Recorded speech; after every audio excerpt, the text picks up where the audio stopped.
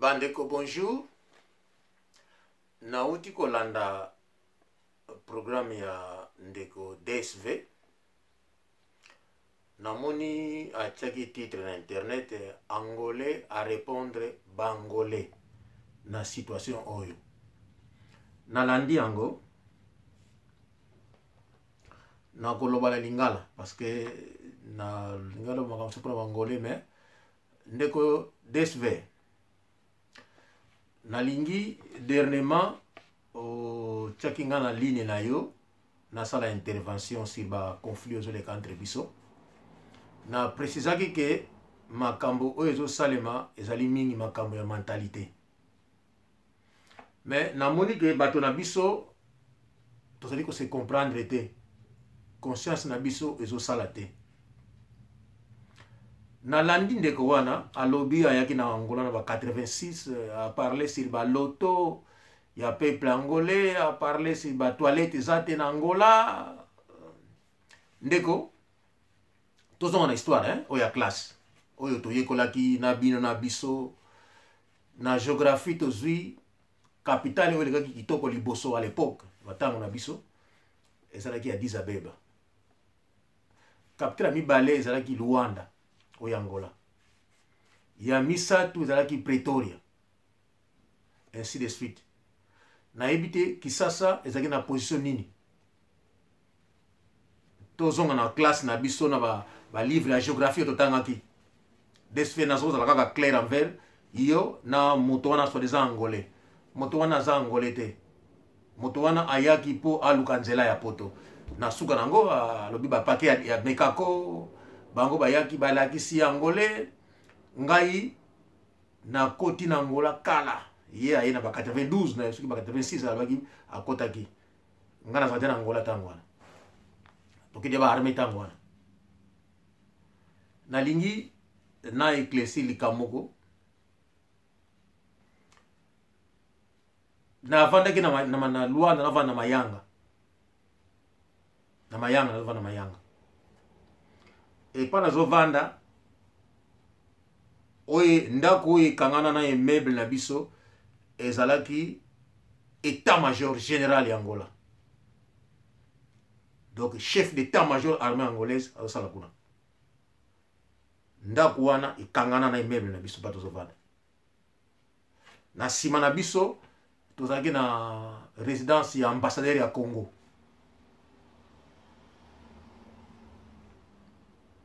donc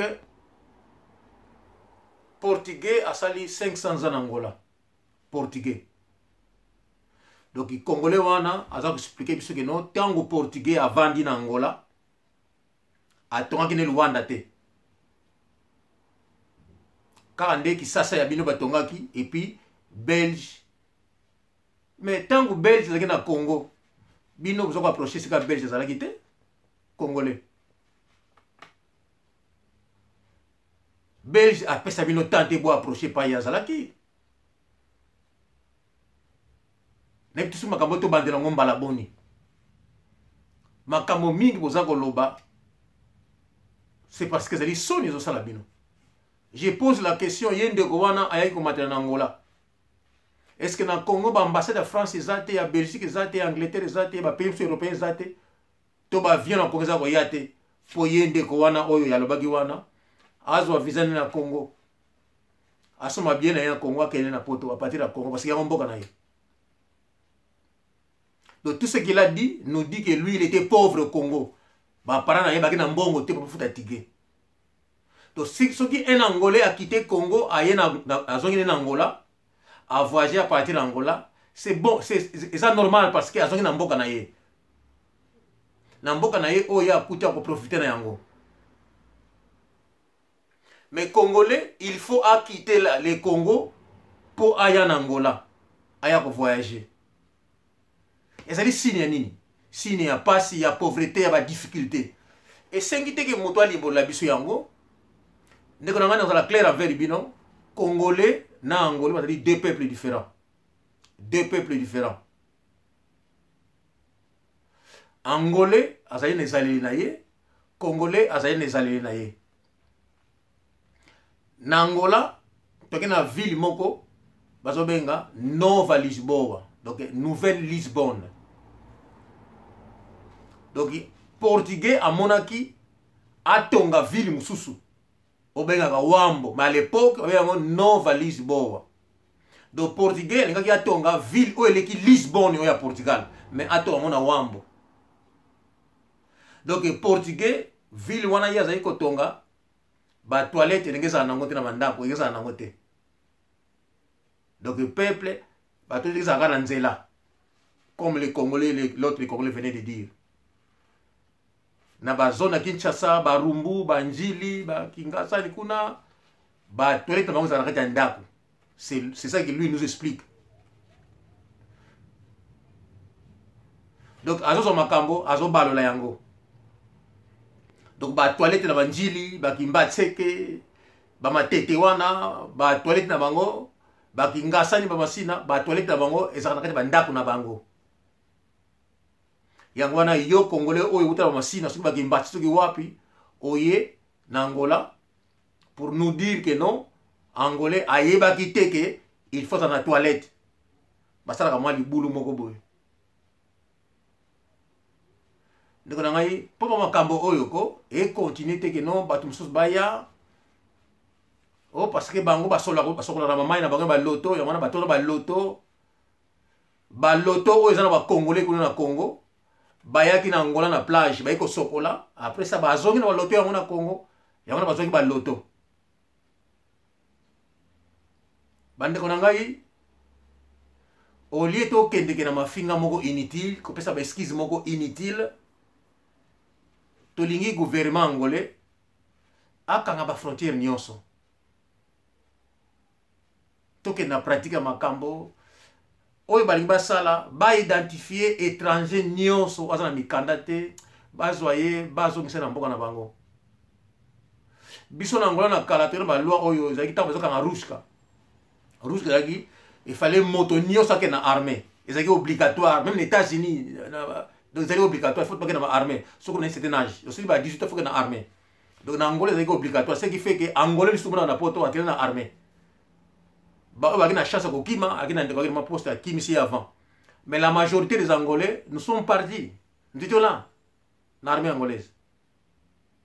Ils sont dans la sapeur, la poto. Non, non, non. Ils ont fait l'armée au pays. Donc, Angola a procédé na makambo oyo imikano oyo yazwi na Angola oyo akoya azwaki visa na ye azwaki passeport na ye aye na ndenga normal oyo bakomona na nzela bakangi ye soka na mikana te soka boy ko kende bakendele soki ba exécuter ye po ba makambo oyo ba mindono oyo esila donc moto na moto a appliquer ba loi na ye ya mboka na ye. On en a marre. On en a marre. Ba pesibilo bangolais l'angolais lelo bazali mal vie surtout les ba Congo. Tous allez mal vie parce que to yambaki bato mosusu oyo bengi siete de malotre boy danda kono yona ye. Parce que ba photo oyo utaki poto ba photo oyo sala kini na Angola tinlaki ya kamwe bana moka yelio. Mais yo isikali ba nyo te moto kala kaka yo utira ba poto mais not ba poto na ndako na mboka na ngati. Siko yo ye pa na ngana chayo wapi. Mais Angolais wana kozwa mutu wana atie na ndako na ye. Akeko atretele mikanda akosi kende ko na ye parce que azana choix te. Pozo mikanda za nini no faudra ka bota na yo ndeko na ye faudra vrai Angolais. Et ba Angolais mingi ba ndima ki basala ba acte wana. Mais après ça ba Angolais wana lokola Congolais wana akina nzela ya poto aleki azibie lokuta atsema akimi tango ba yo kanga na ndako bakangi yo Angolais. Moi, je vais vous montrer que Zaïrois est zate. Parce que au Kenya, le bureau de l'État na Congo na yo, n'ende kona yo, et les bottes na yo, mutu awishi, mutu ambanza Congo. Mais au ça qui pour na bonne volonté. Bonne volonté wana, lelo ils ont faire payer Angolais, ba Zaïrois, ba envahir Angola. Angola lelo alinga pour samboka na ye, les mêmes Zaïrois qui se fâchent. Zaïrois na Angolais, ba zali bande côté. Ndeko na yo oya bota maki na yo ozali makila moko ndeko na yo ozali mboka moko ndeko na yo ozali village moko ndeko na yo ozali monoko moko na mboka moko na pays moko yo na ndeko na yo oyo batikali bazali ba camarades oyo tokutana mokili.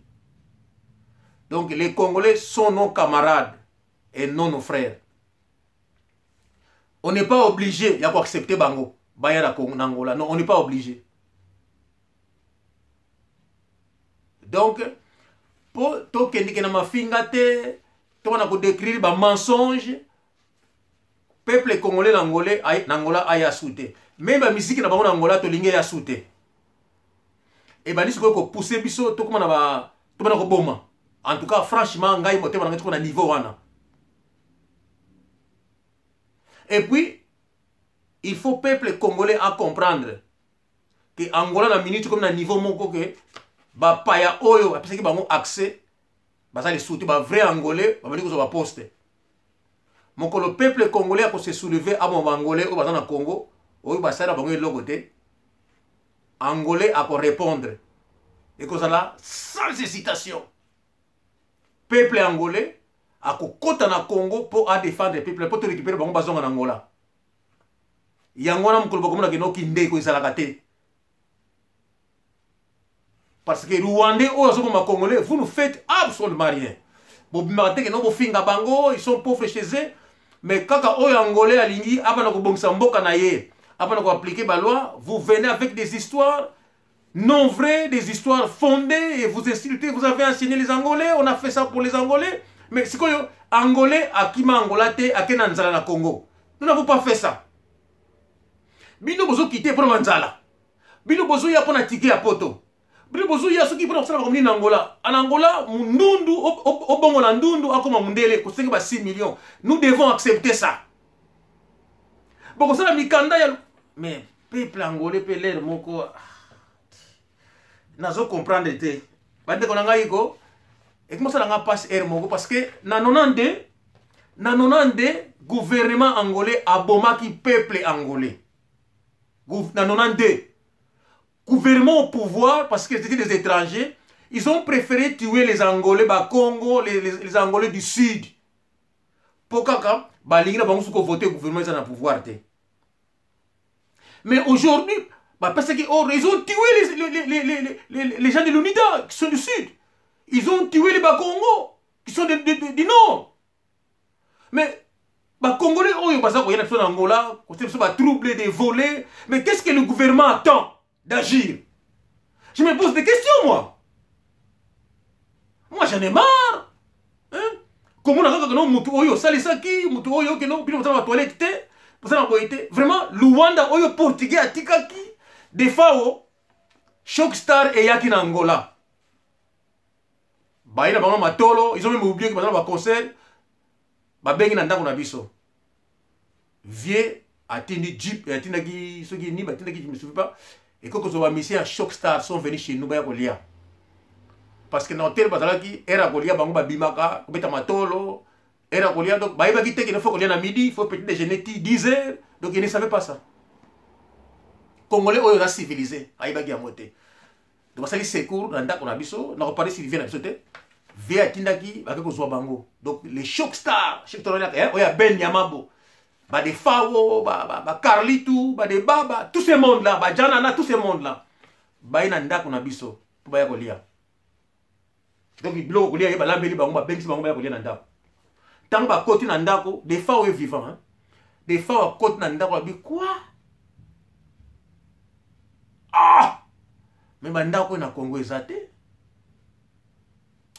Manuel, Emma, na Belgique, na Lobia Onkaga, Ndako ya biso, na Luanda. Tuna des fois wazana bomui, tuna Juna Janana, tuna Carlitou, des babas à souter. Donc, devant tous ces mondes-là, hein, Niao, tous ces mondes-là, donc, Shockstar Obayaki, Kolia na Ndako wana. Ndako wana, zalaki ndengenini. Balobi, ah! Ndako yebisa na Congo, tozana ngote. Donc, na suivi kawana parce que, comme ça, la passe, na kanda na moteur, malère moko. Na kolo ma be moko, mon frère, moni, allez. Au revoir, bye bye.